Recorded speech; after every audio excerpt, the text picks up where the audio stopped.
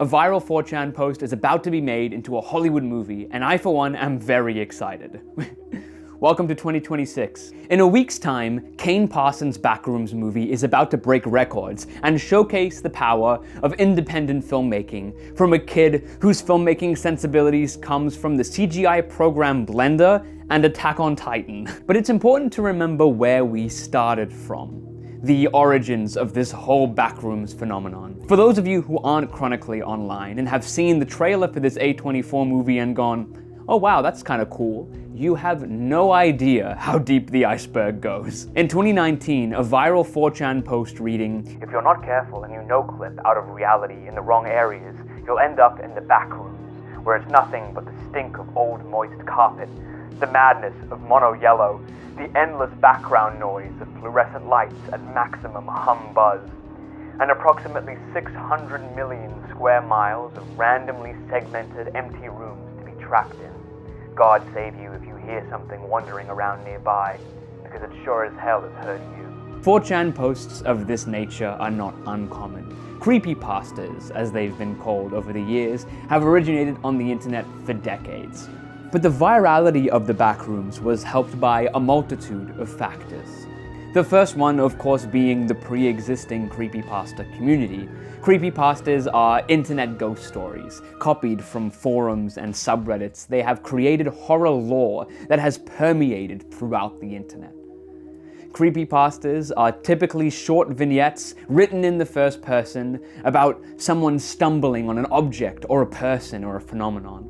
As with any ghost story, there is a suspension of disbelief, but these stories can range from being somewhat believable to being absolutely unrealistic and ridiculous.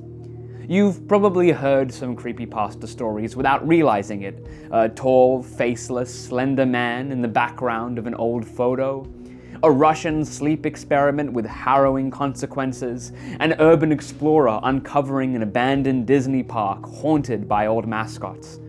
This shared delusion, paired with the internet's love to create, categorize, and create wiki articles, led to the evolution of creepypasta narratives into the development of what we now know as the SCP Foundation. The SCP Foundation is a fictional organization tasked with the categorization and exploration of supernatural occurrences. Unlike creepypastas, SCP has a lot more pre-existing lore that feeds into itself. If a creepypasta is a ghost story, then the SCP Foundation are the supernatural scientists meticulously archiving the ghost's behaviors. The SCP Foundation provides a very different way to engage with horror stories. While still written in the first person, the SCP Foundation is written in the voice of scientists trying to analyze the paranormal. The Backrooms, of course, is borrowed from both of these worlds, creepypastas and the SCP Foundation, and becomes a combination of the two. Ghost stories about explorations into a seemingly endless, procedural collection of identical rooms. The Backrooms YouTube videos feature scientists undergoing exploration runs, trying to figure out the mystery of the Backrooms in a way that is very similar to the SCP Foundation. However, they are very different. These stories all highlight the ghosts in the machines, the glitches in the Matrix, the Easter eggs, the tiny details. The Backrooms movie will certainly be packed with 100 minutes of references and details waiting to be uncovered. And watching the breakdown videos that will inevitably release after the movie is the perfect extension of the viewing experience. Just like how all the videos analyzing creepypastas and the SCP Foundation supplement the shared narrative of the world, don't be surprised if you see people in the cinema with their eyes glued to the screen, or if you hear about people watching the movie multiple times. I expect the Backrooms movie to be much like the FNAF movie, where someone sitting next to me in the cinema was taking notes about the music that was playing during the credits. Everything in the Backrooms movie will be there for a reason. The fun part is figuring out what that reason is. However, one of the biggest problems about discussions around creepypastas and Backrooms videos and the SCP Foundation is that because there is a shared world that is created, it's hard to know if people are speaking about the stories within the world or outside of it. For example, in researching for this video, I wanted to find out more about the inspiration behind one of the antagonists of Kane Pixel's other web series, The Oldest View. However, I fully couldn't tell when people were talking about the building of the statue that haunts this abandoned mall, if they were talking about the actual creation, or the web series, or the person who did the model for it. It's all very confusing. But the success of the Backrooms was also helped by another phenomenon: liminal spaces. A liminal space refers to areas that provide a feeling of uneasiness, a spatial uncanny valley.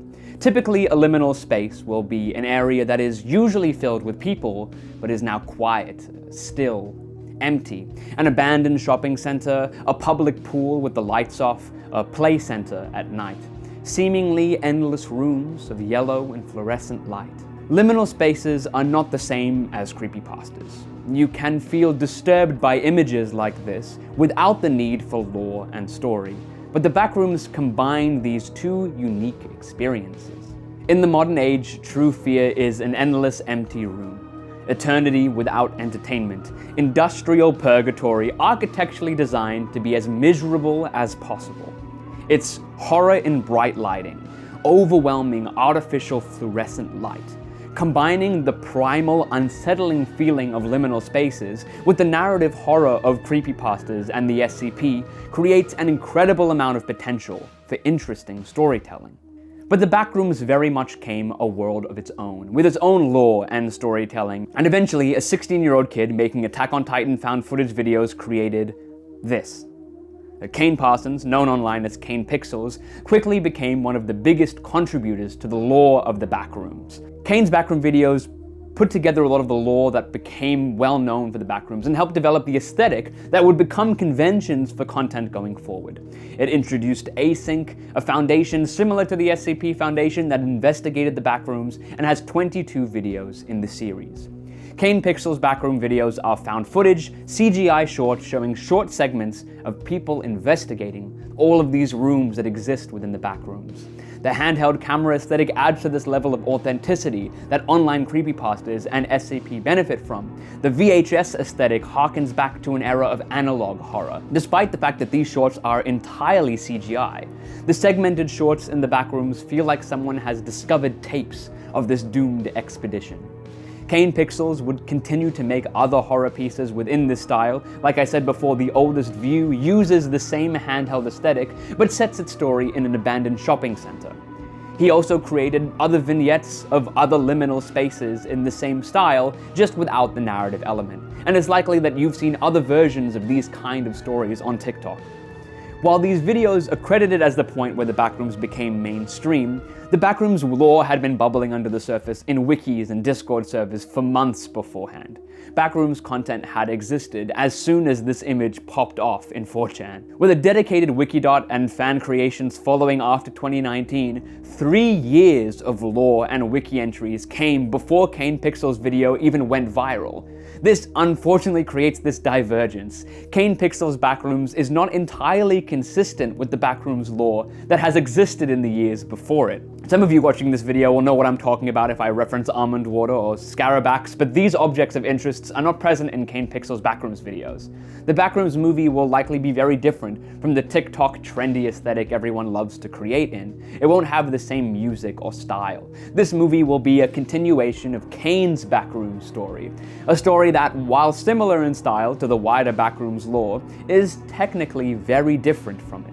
After these videos, the Backrooms quickly became the internet's favorite horror buzzword, as the collaborative storytelling potential of the internet immediately began to build out this world. Kane's video series was not the only work inspired by this phenomenon. Indie games, other short films, news stories, a dedicated wiki all helped contribute to building the lore of the Backrooms. Similarly to the SCP Foundation and creepypastas, there is a loose consistency around Backrooms lore. As fun as it is to come up with stories in this world, being able to use existing objects and lore and conventions leads to a sense of collaborative storytelling.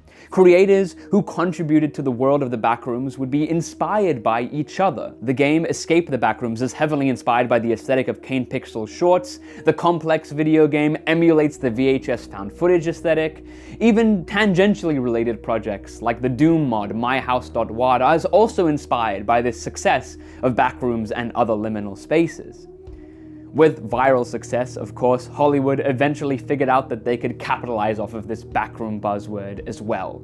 The success of these YouTube videos led to Kane being poached specifically by Hollywood to make a movie based on the Backrooms. A24 signed on as a distributor, and the rest is history. Kane Parsons is the youngest director to helm an A24 project, but while he is unproven in traditional filmmaking senses, he has obviously proved he has an incredible sense of narrative visual storytelling. As both the writer and director and composer of the movie, A24 is putting a lot of faith in this kid being able to deliver his same style of storytelling on a more traditional, larger scale production that isn't a 5-minute vignette, but a 100-minute narrative. While I was skeptical about the Backrooms movie, watching the A24 interview with Kane Parsons and James Wan has alleviated any of the fears that I had about this movie. Kane Parsons runs circles around James Wan in his understanding of modern visual storytelling. He knows the potential of ARGs and internet rabbit holes. In the 4 years that it took Kane Parsons to make the A24 Backrooms movie, he continued to create found footage work for YouTube. The Oldest View proved he doesn't need a production company to make a large-scale narrative horror story. But whether his work translates to traditional filmmaking remains to be seen. Regardless, this kid is the new generation of filmmakers who cut their teeth with YouTube, not with traditional cinema, and have an audience already. Go into the Backrooms movie knowing all of this. Celebrate its creator. Remember where he started. Kane Pixels did not create the Backrooms. He made a major contribution to the lore of the Backrooms that inspired him. Lore that has been discussed and expanded and exists within the hundreds of thousands of people who choose to contribute it. Kane Pixel's Backrooms movie belongs to the internet. It has been made to be analyzed, meticulously created by a team dedicated to detail and a sense of delusion shared by everyone willing to believe in a ghost story. Thank you for watching. If you end up watching the Backrooms movie, come back and leave a comment with your thoughts, and if you noticed anything in particular. Or if you'd like further analysis, feel free to check out some of my other videos. Thank you.